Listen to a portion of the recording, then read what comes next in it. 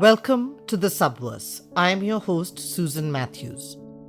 This is a podcast where we journey from the cosmic to the quantum, from the complexity of development to the art of resistance, from colonial histories that haunt us to reimagining our futures. I am so excited to introduce our guest for this episode, as her work has been inspiring me through my journey through the elements, especially with fire last year. Kathryn Yusoff is Professor of Inhuman Geography at Queen Mary University of London. Her transdisciplinary research addresses the colonial afterlives of geology and race as a site of planetary transformation and social change. Her research is published in A Billion Black Anthropocenes or None that came out in 2019 and Geologic Life, Inhuman Intimacies and the Geophysics of Race, published in 2024. We focused on her recent book, Geologic Life, in our conversation. This is a hefty tome, both in its actual size and weight, and in the ideas it covers. So let me give you my layperson view and some comments before you listen in to our conversation. In the book, Yusoff takes apart the science of geology and its epistemic and field practices. Geology emerged in the late 15th through 19th centuries and is the quintessential white man science, a form of earth writing that is driven by racism in the building of colonial worlds. The origin stories of earth and scripts of race are natal twins. Colonialism as an earth force erased indigenous black and brown earths.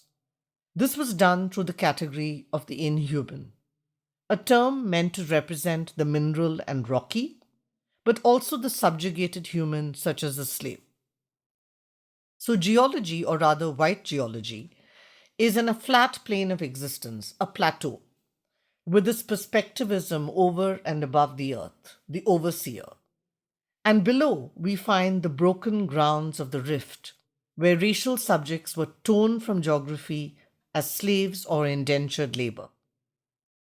This colonial earth birthed extractive earth, the race for natural resources, which by its very denotation is primed for value, material accumulation, and extractivism. This colonial weight over the earth, or this weighted earth, exerts a force, a gravity, a white surface smothering those below it. But in the rifts, in the undergrounds, in the subterranean, we find missing earths. Those indigenous earths, black earths, brown earths. Earth as a hidden archive. And we find through history and now, resistance through anti-colonial movements, other ways of relating to earth, non-fossil histories, ghost geologies have all acted as counter-gravities. The counter-gravity of the rift requires, as she terms, a tender holding alongside the act of holding colonial environmental histories to account. Yusoff in her book peels away at the white mask of geology, which exerts not just a historical pull, but is very much in our present. We are very much in the throes of an extractive imagination, drunk on fossil fuels. And in this Anthropocene that offers a dystopic future that laments the end of the world, Yusoff reminds us that imperialism and ongoing settler colonialisms have been ending worlds for as long as they have been in existence. What is different now is that the reckoning has reached the white surface and there is no safe place to hide in the plateau. The Anthropocene also shows us the danger of the same discourses that brought us to this point are also where solutions are being mined, through geoengineering or colonizing Mars or whatever tech bros come up with next. What she terms the white man's overburden. So part of dismantling all of this is in maybe rewriting the story of rocks, of rethinking our relationships and kinship with the inhuman. In this conversation, she provides us ways to think through and around this. For me, in exploring Earth, geology as such a dominant earth science needed special attention. And with Professor Kathryn Yusoff, I got the right guide and mentor for this task. And when I named this podcast The Subverse, it was to look at both the spatial and the subversive. And in this conversation, I found just that. So I am eternally grateful for this. Kathryn, a very warm welcome to The Subverse. Thank you for having me. Firstly, congratulations on your new book, Geologic Life, which has just been published. In the first lines of the introduction, you write the following. In the ledger of geologic time, there are missing earths, earths that appear only as negative inscription, underground, beneath and behind the geographical imagination of colonial earth and its discourses of purposeful extraction. Indigenous earths, black earths, brown earths. It is such a powerful opening to your book, and I would like to start with that. Can you tell us more about these missing earths? And what are some of the key questions that you set out to address in your book? Thank you, Susan. Well, what I wanted to do with the book is think about how we've got to this particular moment in planetary destruction, kind of very conditions of life are under threat, so to speak. And I wanted to understand how we ended up with this Earth. So what were the kind of historical trajectories that arrived at this moment? But particularly to think about colonialism as not just earth-making practice. So colonial geologic practices is now referred to as the Anthropocene, this particular condition of climate change, biodiversity loss, and the kind of disruption of processes. But I really wanted to understand what was also lost in that process. That earth making is predicated by earth breaking and the ecological and environmental relationships that were broken by colonialism, or certainly had to go underground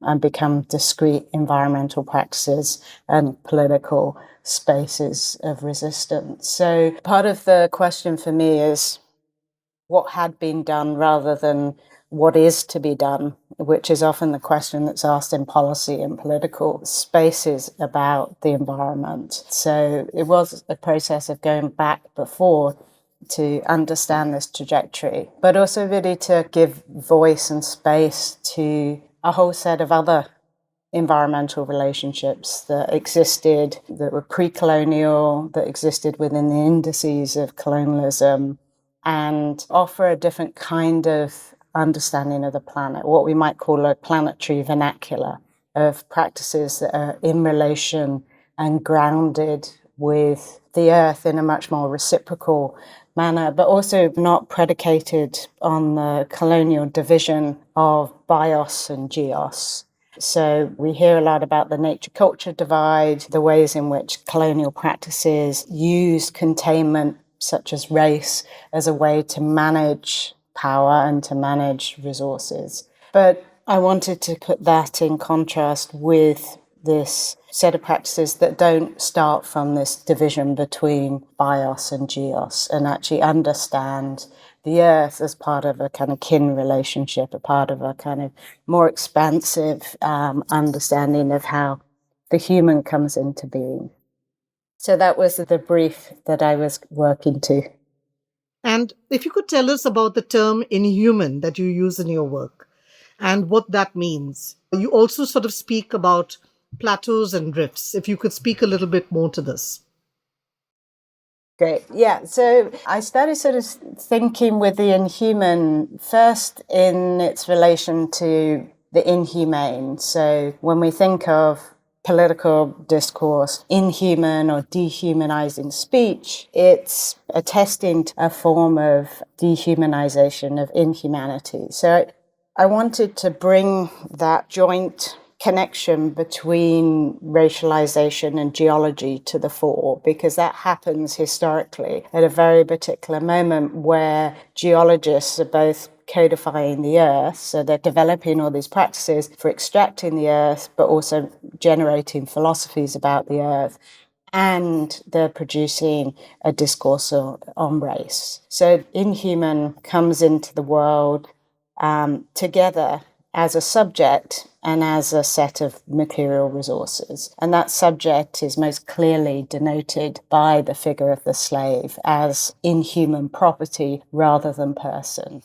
So this historical practice and language has consequences, I think, still to this day in these kind of forms of dehumanizing narratives that configure around racialized bodies. So that was one aspect of the inhuman that I wanted to bring a focus on. So the connection between the inhuman, the inhumane, and as that pertains to race. But the second was to really use the counterintuitive push of the inhuman. So the inhuman is not something that we associate with the human, which is precisely why and how these boundaries police a certain imagination of what belongs to the human and what doesn't. So I wanted to use something that was counterintuitive, so it made us think about things differently, to actually question a whole set of presumption around language that we use to describe both what is human and what is the earth. And I guess the third aspect of the inhuman that I really wanted to think with is this notion of cosmic inhumanism. So a relation to the earth, the planet, the cosmos, often for subjugated peoples, for groups that are persecuted or forced to go into some sort of underground, the earth becomes a journey fellow, or it becomes a place of refuge. And we can think here about caves, we can think about the Underground Railroad in the US as this connection of people and sites that carried people away from slavery. So we can think of all the fighters and rebels that have to go up into the caves or the underground to hold a different social form in place. So it was these three ideas of the inhuman that I really wanted to think around and work around and just bring those histories out into the open, so unground those histories, but also with playing with this real sort of push of this counterintuitive to push us into a different way of thinking about the earth. And of course, our Indigenous colleagues already think in this way, and lots of other people. But in terms of Western environmental practice, Western environmental politics, we're still very much working with a colonial model of the earth, and certainly with the discourse of natural resources as the model of development. We need to retool this language. Thank you, Kathryn. I really found it fascinating also how you use the rift in your book as the space that challenges all of this. Yeah, so I wanted to just not just think about the idea of geology and the inhuman as discourses, but actually geophysics, which is the term I use, the geophysics of race, what geophysics, this historical set of relations, create, but also what spatial zones and how we can think about different understandings of the earth from different spatial zones. And I use the rift as a way to disrupt the plateau and thinking about these as geologic entities. The plateau is the space in which colonial, neo-colonial, racial capitalist thought has explained itself from the plateau, this idea of a flat plane of existence, but also from the surface, based in the present tense, without responsibility to both ancestors or future beings. It's an irresponsible, very presentist space of the plateau. And in order for the plateau to exist, historically, it's required rifts. So we can think about enslavement or indentured labor as a rift that provided for the conversion of geologic materials into geopower, into an existence on the plateau. So the plateau has always been reliant on these kind of racialized rifts. And we can see that now, whether it's palm plantation workers or delivery drivers within the city. I live in London, and in London, there's all sorts of rifts of racialized poverty that support the city, a particular life in the city. So I wanted to think about rifts as both spatial and historical, but also in relation to the production of power through the conversion of material geologic worlds in the present. That leads me really well into this next question, which is in your book, you refer to geology as white geology. You write that whiteness was able to float above the gravity of an Earth relation. And a subtext to this project would also be bringing whiteness back down to Earth through dismantling of its historic mantle of geosocial forms. What are these counter-gravities, these insurgent geologies, another term that you use, and another term that I love, tactics of the earthbound, that have done this and continue to do this?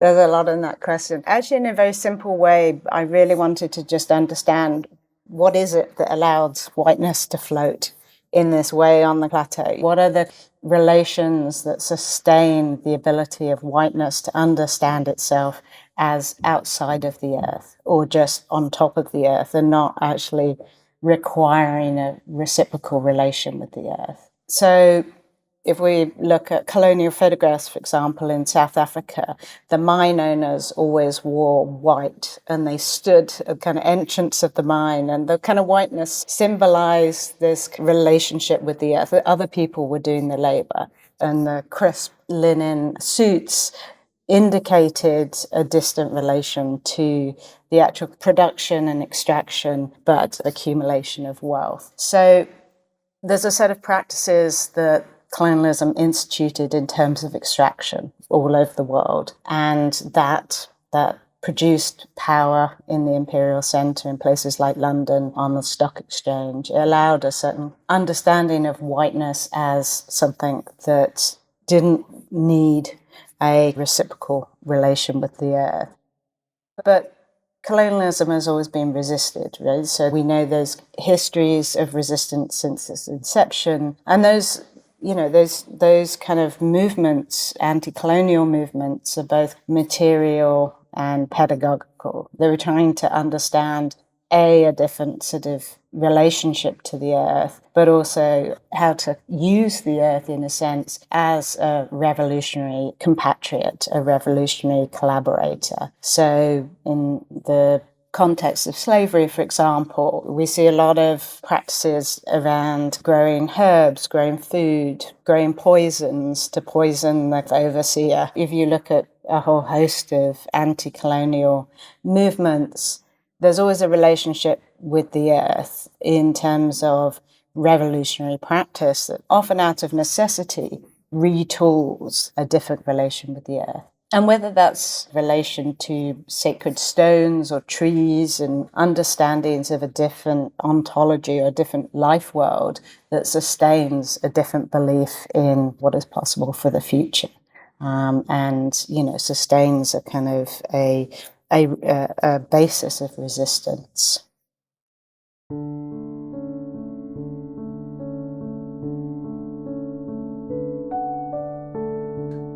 We'll be back after a break.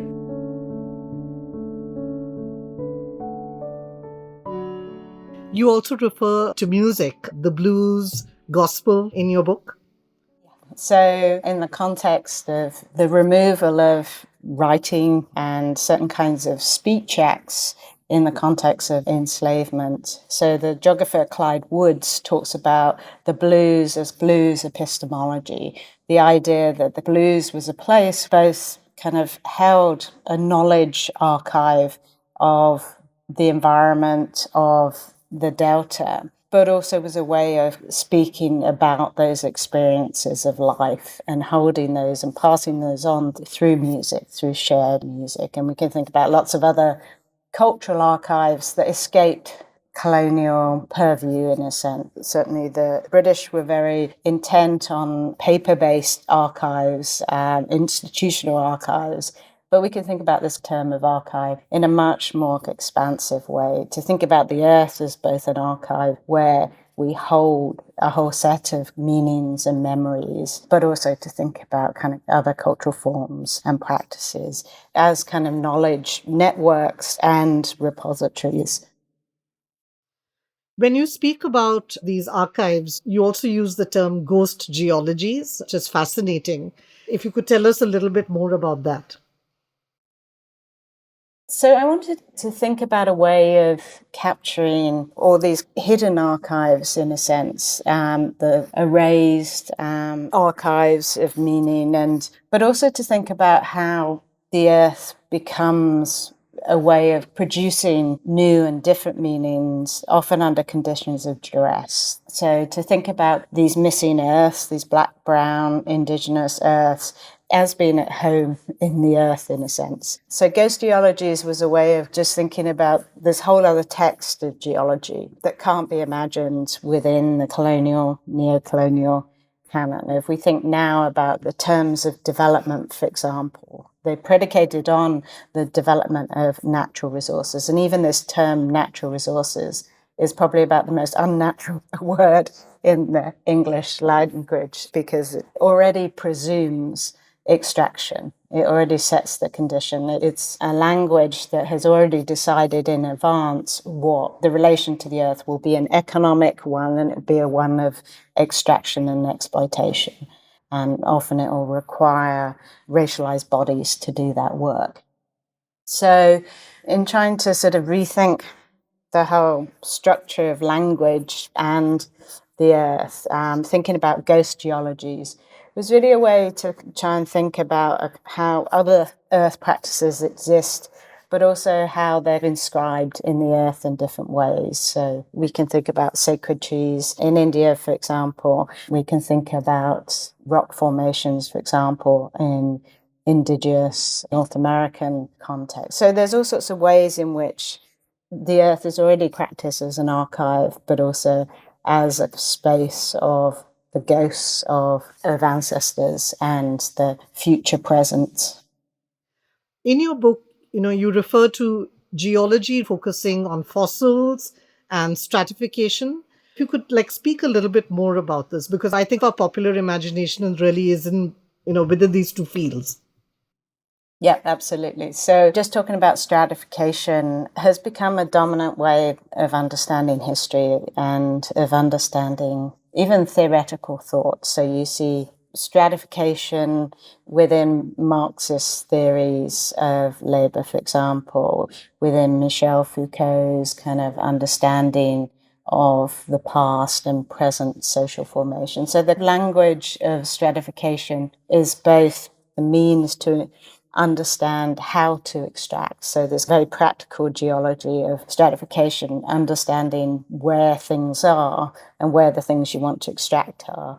But it also really inflected, and still does inflect, the popular imagination. So it's very difficult to think about ideas without these frames of stratification, without the ideas of social formations. But the fossil really became a way in which the past was understood, and in ways the way in which the future was made with fossil fuels, and very particular kind of future was made with fossil fuels. So our relation to fossils has really determined, to a certain extent, the earth, what the earth has become, and also our histories of earth. If we think about human origins theory, our understanding of the earth as having gone through these geologic revolutions, and we're poised, in a sense, another geologic revolution at the moment. So the fossil has been a really key way of understanding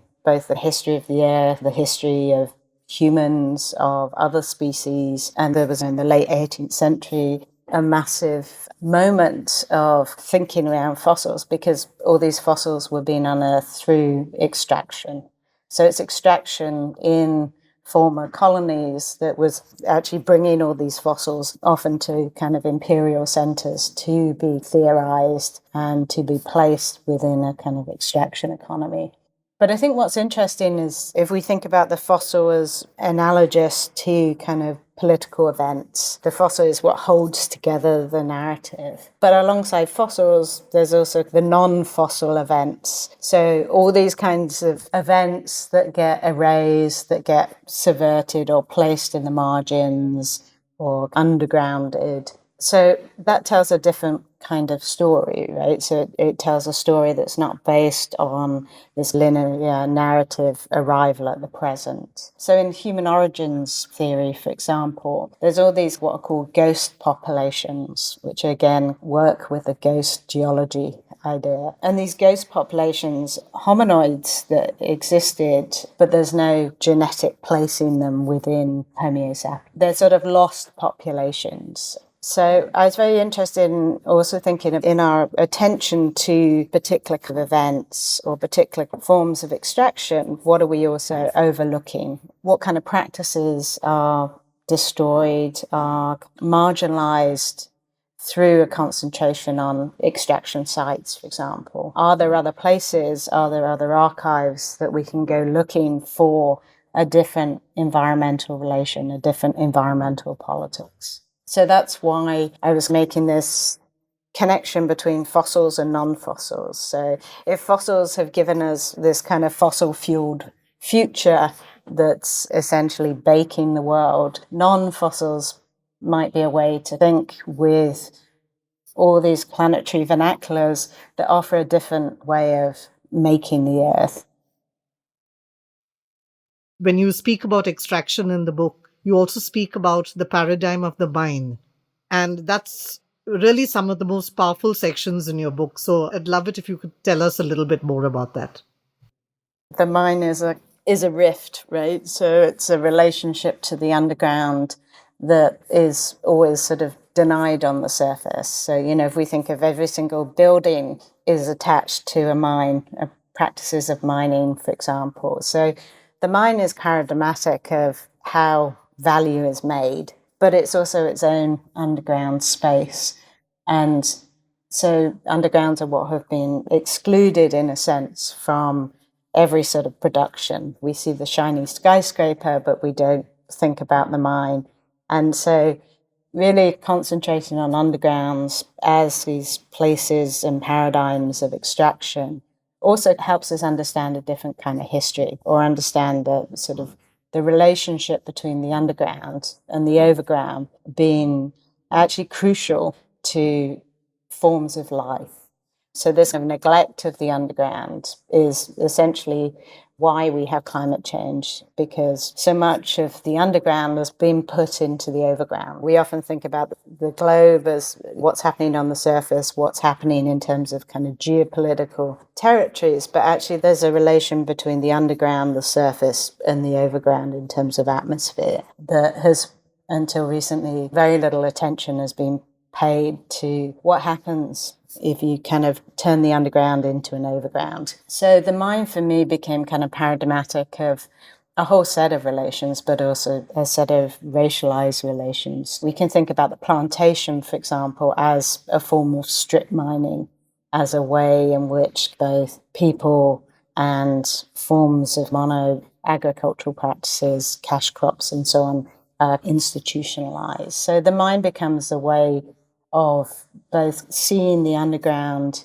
as crucial to the accrual of value on the surface, but also really attending to the racialized politics of that, because it's always the racialized poor that are doing the work in those spaces. So we can think about indentured labor in the Caribbean, for example, in plantations in Africa.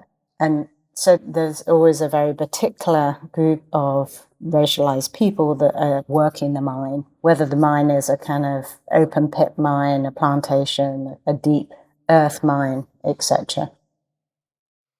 And thank you for mentioning that. It's the same in India. There's something about the mine which creates a certain kind of labor. Like you said, indentured, bonded, and it's the same everywhere. Yeah, absolutely. Yeah, and thinking about the coal mines in India, or even clay mines of brick building, or any of this kind of zone, there's no way to float above the earth, in a sense, because the mine becomes your body.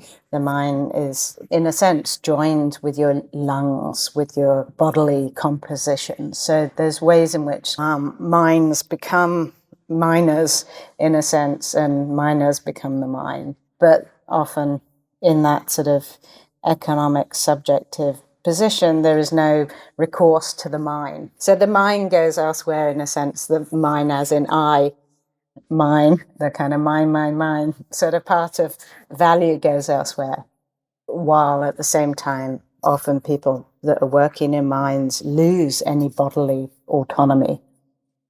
I was also struck when you write about the mind and you also speak about gravity and the sun.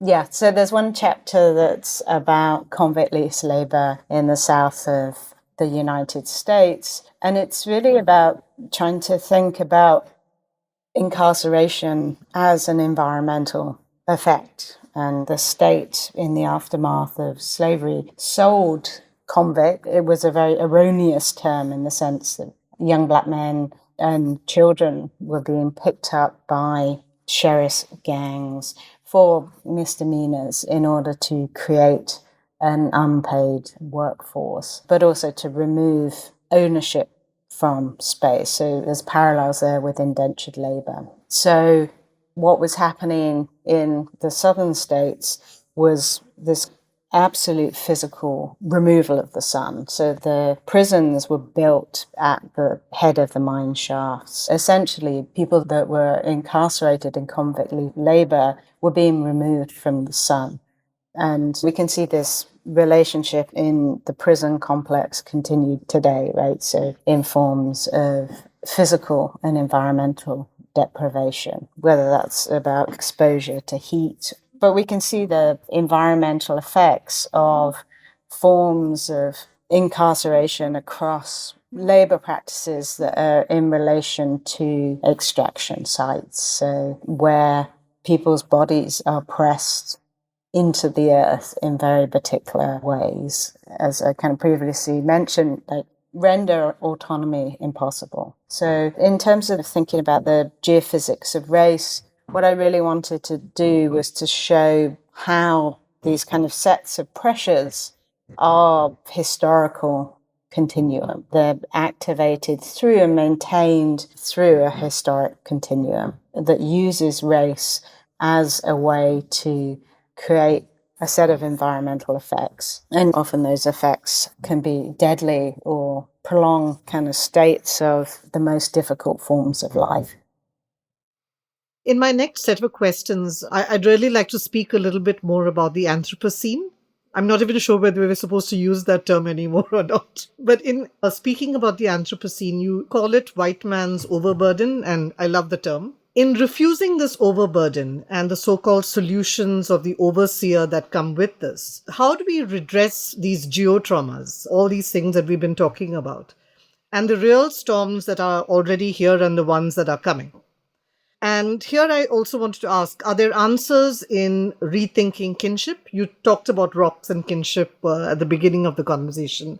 In considering the inhuman as within the composition of the human, as you've also written, and if I might add, rewriting the story of rocks and embracing the rock star within. I love the embracing the rock star within. Yeah, I mean, in its most simplest terms, I've always thought about it as a challenge of how do you have a rock in the family?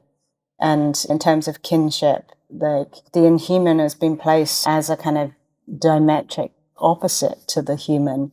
And by rethinking kinship and integral relation to rocks, to geologic materials, we understand our bodies as biological entities, but we rarely think of ourselves and our bodies as kind of geologic entities. And yet we know that we need calcium, we know that we need iron. We are a composite of geologic and geochemical materialities. So part of thinking ourselves as rock stars is really to understand those continuums, to understand our relation to the earth. There's no separation between biology and geology. That's purely a kind of historical effect of disciplines and of disciplining practices.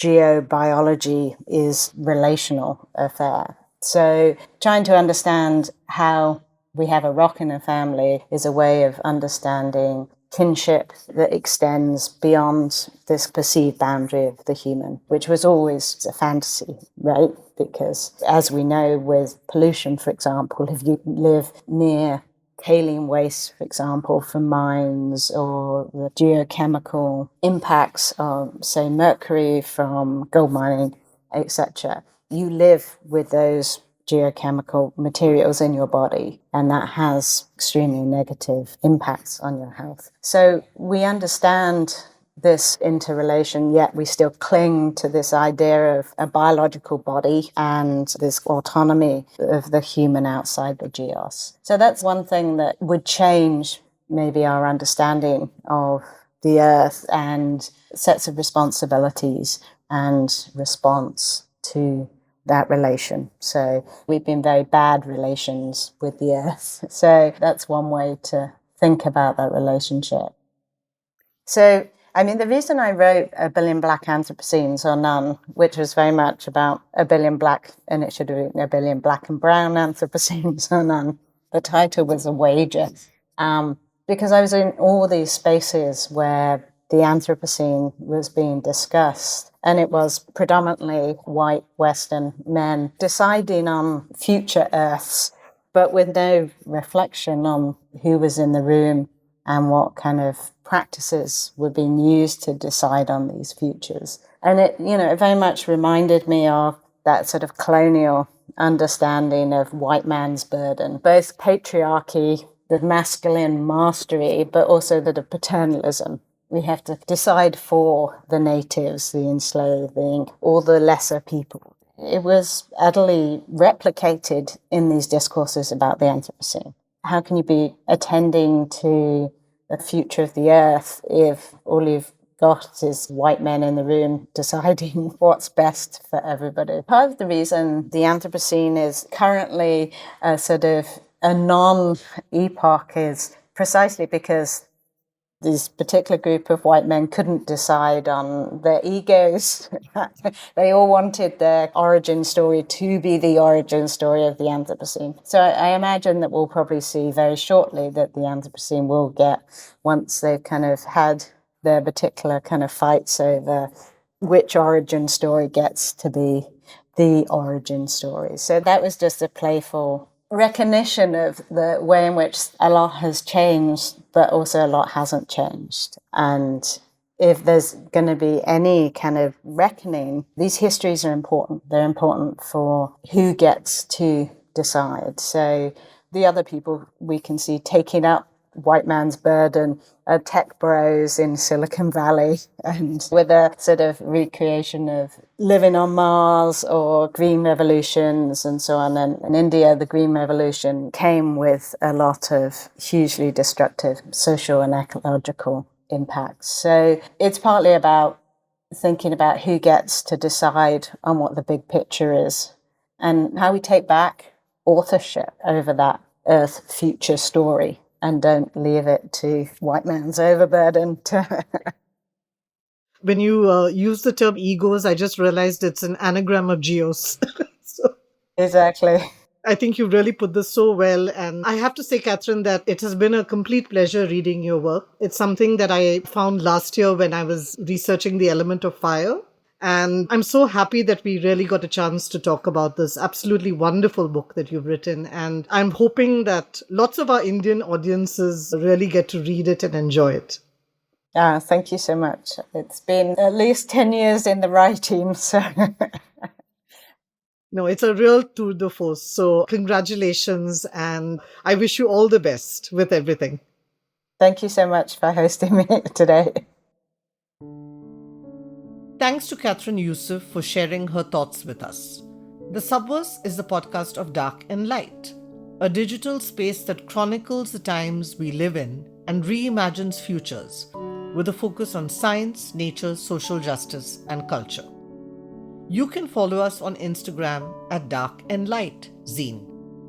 If you like the show, please tell a friend and subscribe on your favorite podcast platform. The Subverse is produced for us by Waka Media. So long, and thanks for listening.